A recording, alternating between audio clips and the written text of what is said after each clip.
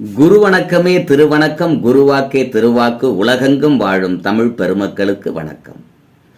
சிவபெருமானே மலையாக அமர்ந்த திருவண்ணாமலையில் நாளை கார்த்திகை மகா தீபம் ஏற்றப்பட உள்ளது.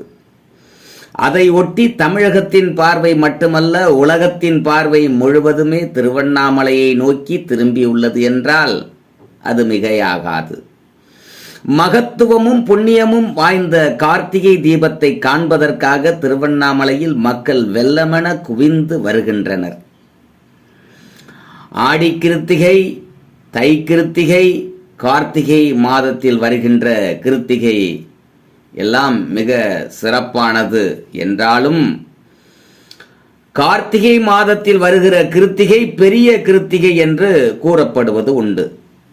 இந்த நாளில்தான் திருவண்ணாமலையில் கார்த்திகை மகா தீபம் ஏற்றப்படுகிறது. இந்த குரோதி தமிழ் ஆண்டில் கார்த்திகை மாதம் பிறக்கும் போதே கிருத்திகையில்தான் பிறந்தது என்பது குறிப்பிடத்தக்கது. தமிழ் மாதத்தில் 2 அமாவாசை 2 பௌர்ணமி வருகிற பொழுது 2வது வருவதைத்தான் கணக்கில் எடுத்துக்கொள்வார்கள். அதையடுத்து நாளை 13ஆம் தேதி 2வது கிருத்திகை வருவதையொட்டி அந்த நாளில் கார்த்திகை தீப திருவிழா நடைபெற உள்ளது. இந்த நிலையில் திருவண்ணாமலையை போன்றே நாளை திருப்பரங்குன்றம், சுவாமிமலை, திருச்சி போன்ற இடங்களிலும் தீப தரிசனம் நடைபெறும் என்பது குறிப்பிடத்தக்கது. பிரம்மா மற்றும் பெருமாள் ஆகியோரின் ஆணவத்தை அடக்குவதற்காக திருவண்ணாமலையில் தீபஜோதியாய் எழுந்தருளிய சிவபெருமான் அப்படியே குளிர்ந்து பிரம்மாண்ட லிங்க ரூபமாக அமர்ந்தார். அதனால் இங்கு மலையே சிவலிங்கமாக காட்சியளிக்கிறது.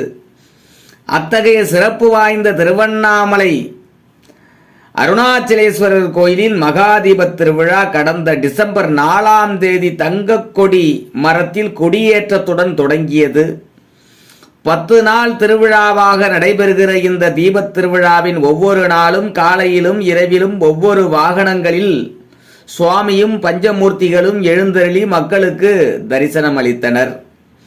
அதில் 10ஆம் நாள் திருவிழாவாகிய தீபத் திருநாளான நாளை அதிகாலை 4 மணி அளவில் பரணி தீபமும், மாலை 6 மணி அளவில் 2668 அடி மலை உச்சியில் மகா தீபமும் ஏற்றப்பட உள்ளது.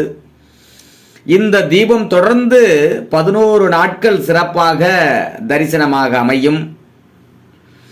அதையடுத்து தீபம் ஏற்றப்பட்ட 3ஆம் நாள், அதாவது வருகிற 15ஆம் தேதி அதிகாலையில் அண்ணாமலையார் தன்னைத்தானே சுற்றி கொள்ளும் வகையில் உண்ணாமுலை அம்மையோடும் மற்றும் தனது பரிவாரங்களோடும் கிரிவலம் வருவது தனிச்சிறப்பாகும். ஆக இந்த தீபத் திருவிழாவினுடைய சிறப்புகளை நீங்களும் உணர்ந்து சிவபெருமானை வணங்கி உங்கள் வீடுகளிலும் தீபங்கள் ஏற்றி சிறப்பாக தீப வழிபாடை செய்யுங்கள்.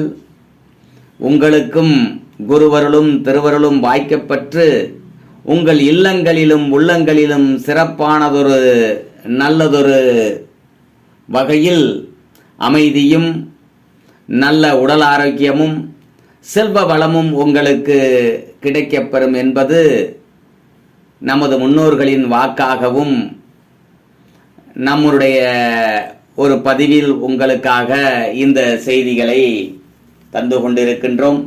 நீங்களும் இவற்றை உணர்ந்து வழிபாடு நம்மை வாழ வைக்கும்.